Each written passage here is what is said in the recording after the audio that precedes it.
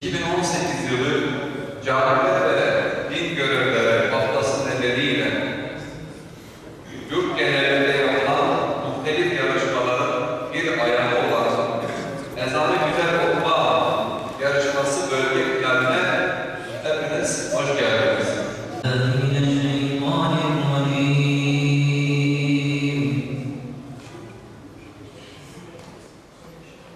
Bismillahirrahmanirrahim.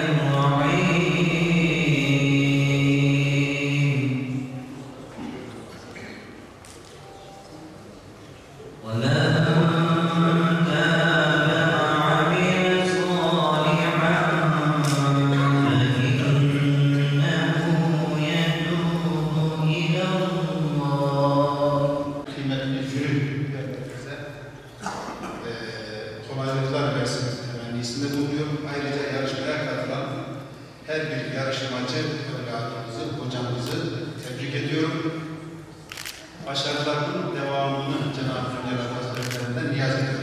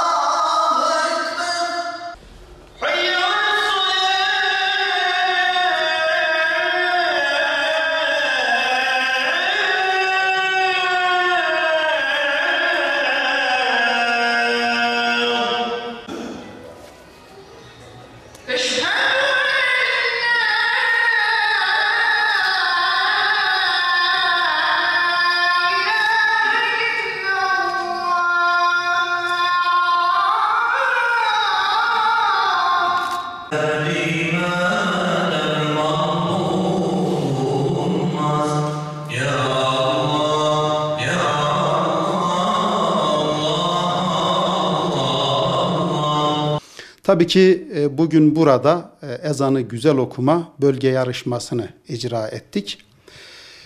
Her bir ilden tabii bölgeye ait işte komşu illerimiz Erzurum, Erzincan, Kars, Ardahan, Artvin, Merkez, Ağrı ve toplam 8 ilden oluşan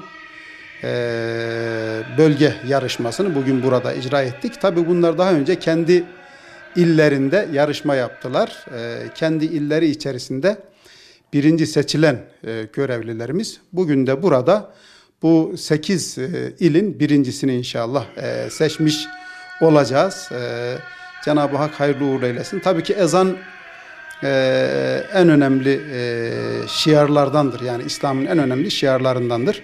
Dolayısıyla burada hocalarımız sizin de şahit olduğunuz gibi güzel sesleriyle bu makamları icra ettiler.